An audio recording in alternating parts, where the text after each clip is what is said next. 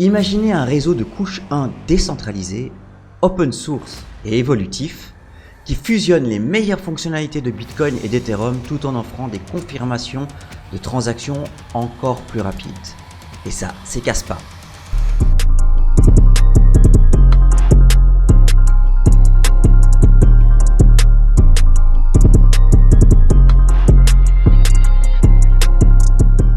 Kaspa est une blockchain. Bon, j'aime pas dire que c'est une blockchain parce qu'une blockchain c'est plutôt quelque chose de très linéaire, donc on met des blocs après blocs. On va dire que Kaspa est un mécanisme au consensus Proof of Work qui met en œuvre une structure block DAG, donc DAG pour Directed Acyclic Graph, permettant à plusieurs blocs de coexister en parallèle. C'est une solution innovante qui offre une plateforme transparente pour la confirmation instantanée des transactions. Cette approche unique distingue Kaspa de ses concurrents car elle offre des taux de blocage élevés sans compromettre la sécurité.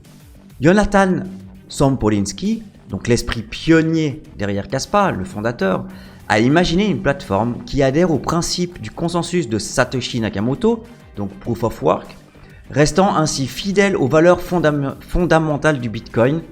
Et c'est peut-être pour ça qu'on explique la popularité en fait de Kaspa ces derniers mois.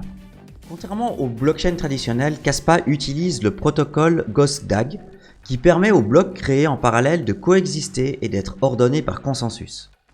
Le problème en fait des crypto-monnaies qui utilisent donc le consensus Nakamoto, donc le Proof of Work, est censé être un consensus très sûr tant que la plupart des personnes qui l'utilisent sont honnêtes.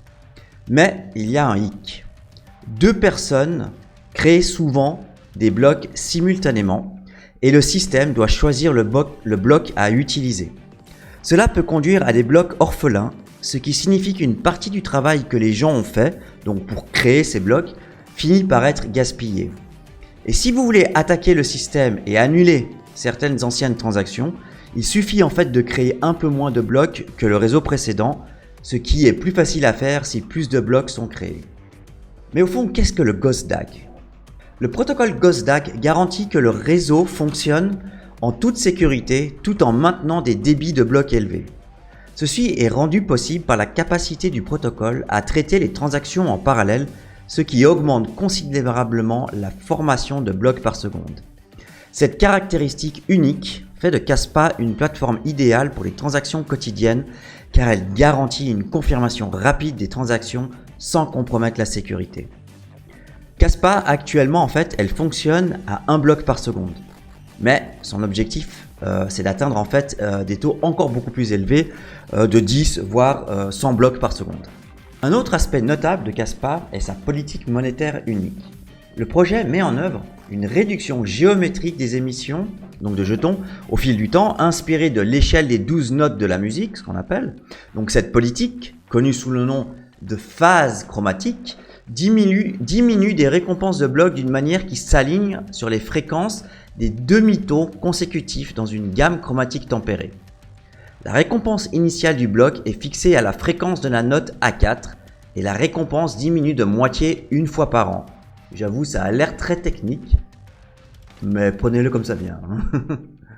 L'architecture block DAG de Kaspa, combinée à ses taux de blocage rapide, est destinée à rendre le minage du CAS décentralisé et à offrir un minage solo efficace même à des taux de hachage inférieurs.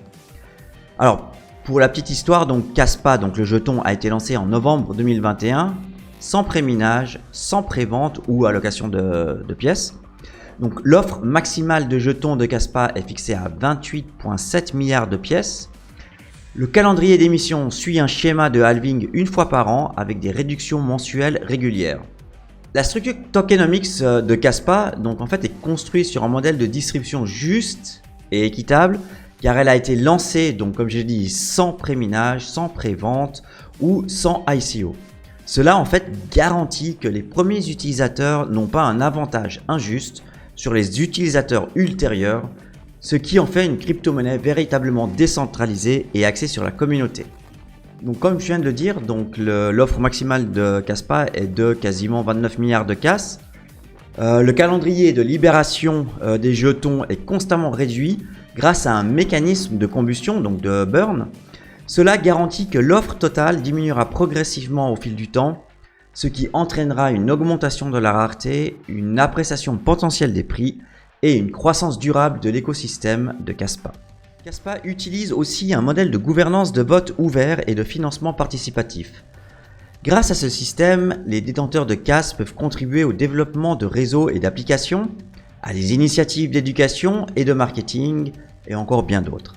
Ce modèle démocratique favorise un sentiment d'appartenance et de responsabilité partagée, motivant la communauté à travailler ensemble vers des objectifs collectifs.